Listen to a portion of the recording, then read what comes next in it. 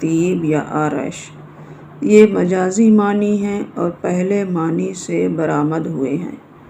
ادبی اصطلاح کے طور پر نظم کا لفظ دو معنوں میں استعمال ہوتا ہے۔ ایک تو یہ لفظ نثر کی ضد کے طور پر بولا جاتا ہے، یعنی ہر وہ کلام جو نثر نہ ہو نظم ہے۔ نظم کا دوسرا مفہوم مخصوص و محدود ہے۔ اس کے مطابق نظم شاعری کی اس صنف کو کہتے ہیں جس میں کسی خاص موضوع پر تسلسل کے ساتھ اظہار خیال کیا جائے۔ نظم عام طور پر کسی ایک موضوع سے متعلق ہوتی ہے۔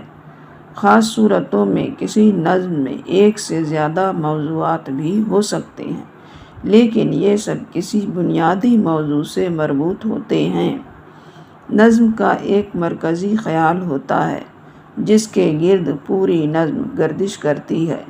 ارتقاء یعنی موضوع کا تسلسل اور پھیلاؤ بھی نظم کی اہم خصوصیت ہے۔ طویل نظموں میں ارتقاء واضح ہوتا ہے، جبکہ مختصر نظموں میں یہ اکثر و بیشتر ایک تاثر کی شکل میں ابھرتا ہے۔ نظم کی ان خصوصیات کی روشنی میں کہا جا سکتا ہے کہ اردو میں غزل کے علاوہ شاعری کی جتنی اصناف سخن ہیں، نظم ہیں، لیکن اپنی الگ الگ خصوصیات کی بنا پر کچھ اصناف کے نام متعین ہو گئے، مثلاً قصیدہ، مثنوی، مرثیہ، رباعی، قطعہ وغیرہ۔ صنف سخن کے لحاظ سے نظم کی اصطلاح ایک جدید تصور ہے، اسی لیے اکثر نظم کے لیے نظم جدید کی اصطلاح استعمال کی جاتی ہے۔ حاصل کلام یہ ہے کہ نظم کے لیے نہ تو حیت کی کوئی قید ہے اور نہ موضوع کی۔ موجودہ دور میں حیت کے اعتبار سے نظم کی تین قسمیں مقرر کی گئی ہیں: پابند نظم، معرّہ نظم اور آزاد نظم۔ پابند نظم ایسی نظم جس میں بحر کے استعمال اور قافیوں کی ترکیب میں مقررہ اصولوں کی پابندی کی گئی ہو، پابند نظم کہلاتی ہے۔ مربع، مخمس، مسدس، ترکیب بند، ترجیح بند گیت وغیرہ پابند نظم کی مثالیں ہیں۔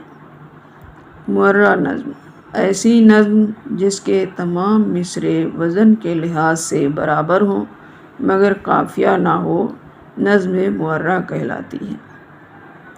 آزاد نظم ایسی نظم جس میں نہ تو قافیے کی پابندی کی گئی ہو اور نہ بحر کے استعمال میں مروجہ اصولوں کا لحاظ رکھا گیا ہو بلکہ مصرعے چھوٹے بڑے ہوں، آزاد نظم کہلاتی ہیں۔ انگریزی میں آزاد نظم کے لیے فری ورس کی اصطلاح رائج ہے۔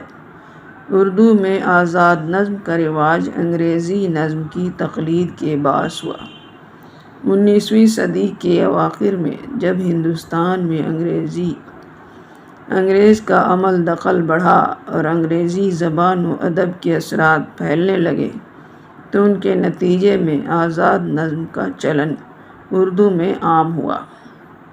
روایت کی پاسداری کرنے والوں نے اردو میں آزاد نظم کی قبولیت کو ناپسندیدگی کی نظر سے دیکھا، لیکن رفتہ رفتہ آزاد نظم نے ہماری ادبی تاریخ میں اپنی مستقل جگہ بنائی۔ ان دنوں نظم معرّہ اور آزاد نظم کے ساتھ ساتھ نثری نظم بھی اردو میں عام ہوتی جا رہی ہے۔